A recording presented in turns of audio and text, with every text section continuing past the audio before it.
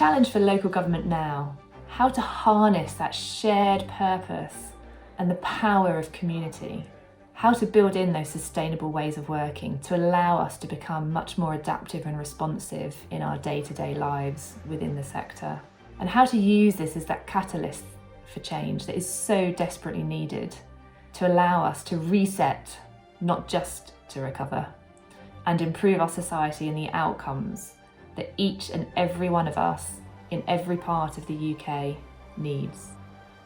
If this isn't the time, then when is?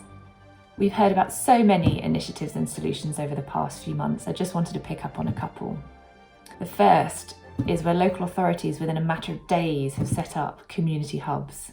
They've used these hubs to redeploy staff and hundreds of volunteers across each of the council areas, right up and down the country, all at the same time.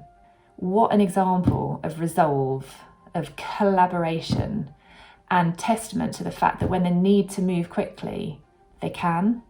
We were involved in building a wellbeing automated call service alongside our partners AWS, going from concept to operation within days, which replaced what would have been a fully manned contact centre, which would have taken weeks and a lot of money to stand up.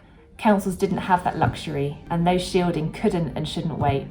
This helped councils to triage the huge volumes of people shielding to prioritise those with immediate needs and provide the critical support, be that medication or food supplies, that they needed. An ingenious use of technology and adaptability of staff to those new ways of working right at the heart of this response.